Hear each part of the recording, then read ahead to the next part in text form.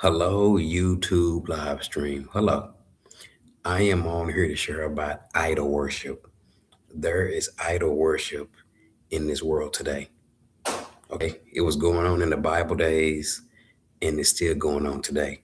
So the message will be about idols and altars. Exodus 20. Jesus Christ is speaking to Moses about idol worship. There is idol worship. There's idol worship in this world today. People, people, people making idols. People making idols. People are making idols out of people. People are making idols out of people today in this world. And that's what I'm on here to share. And it's become normalized where people are putting people up on a pedestal and worshiping them. And then they get upset when they fall off the pedestal that they put them on. Idol worship, idols and altars. And that's what the message is about. Okay. So I'm gonna start at Acts 17:16. Paul is in Athens. That's Athenes, Athens, a city. Okay, it says while Paul was waiting for them in Athens, he was greatly distressed to see that the city was full of idols. So he reasoned in the synagogue with both Jews and God-fearing Greeks, as well as in the marketplace, day by day with those who happened to be there. A group of Epicurean scholars, philosophers, began to debate with him. Some of them asked, "What is this babble you're trying to say?" Other remarked, He seemed to be advocating a foreign God.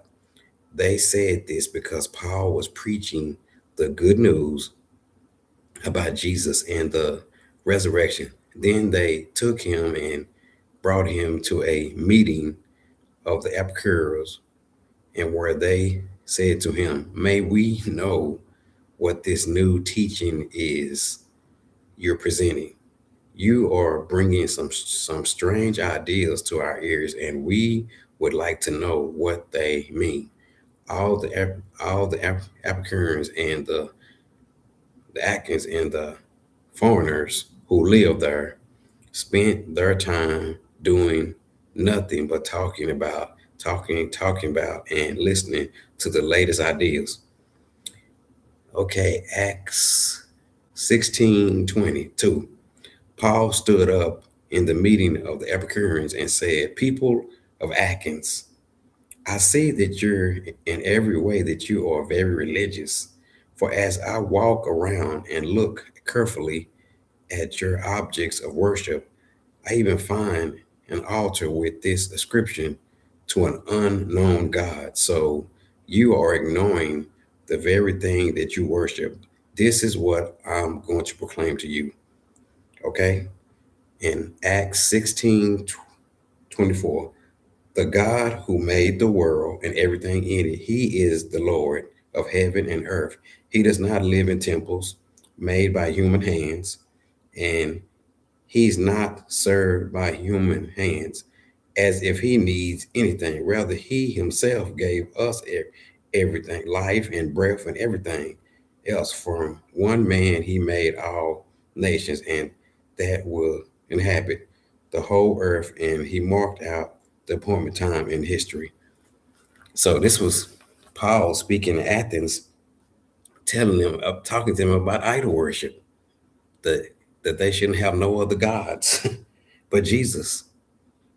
So idol worship is big in our world. When people say they fans of people, look, that's making idols of people. That's idol worship. Idol worship. So now I'm going to Jeremiah 9:10. And Jeremiah 9:10 is talking about idol worship again. This whole message is about idol worship. Because in the year 2025, idol worship is still going on. People are still making idols out of people and putting people up on a pedestal. And it says in Jeremiah 9:10, God and idols. Here's what the Lord said to you, people of Israel. This is what the Lord said, do not learn the ways of the nation or be terrified by the signs in heaven. Though the nations are terrified by them. For the practice of the people are worthless.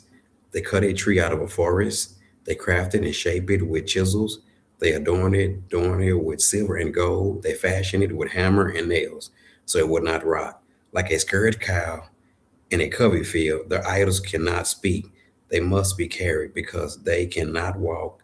They cannot walk. Do not fear them. They cannot do any harm, or nor can they do any good. No one is like you, Lord. You're great. Your name is mighty and powerful. Who shall not fear you, the King of the nation? This is your due among all the wise leaders of the nation in all their kingdoms. There is no one like you. They are all senseless, foolish, and they are taught by worthless wood. So he's talking about idols. And he says down here in Jeremiah 9:10, Jeremiah 11, tell these gods who did not make the heavens and the earth, who will perish from up under the earth. So this is about idols. We don't supposed to have no idols. And so many people put rappers, singers, people, pastors, they put people on a pedestal. There's nothing wrong with encouraging folks, but when you start making an idol out of people, okay? So now I'm going to Exodus 20. Jesus Christ says, speak the truth in love. I'm just sharing God's truth in love. That's all I'm doing. Let's go to Exodus 20.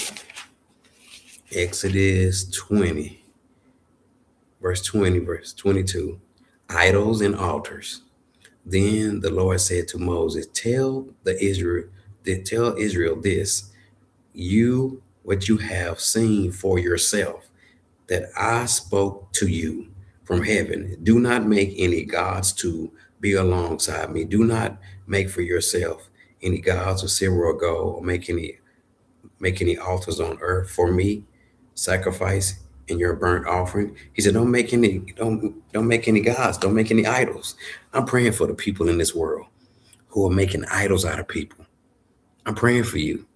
You putting people up on a pedestal, and when you put people up on a pedestal instead of Jesus Christ, when they're supposed to be up on a pedestal, not a rapper, not a singer, not a pastor. We're not supposed to put them on a pedestal. We're supposed to respect them, but we're not supposed to put them on a pedestal. So I'm praying for all the people that's making idols out of people. I'm praying that God's goodness and kindness and love will lead to repentance, that you let God deliver you from making idols out of people. Because we're supposed to be worshiping Jesus Christ. We don't supposed to have nothing above him. Don't even worship me. Don't even follow me. You're supposed to be following Jesus Christ. It's supposed to be about him, not about me. All the glory go to him. Bye-bye.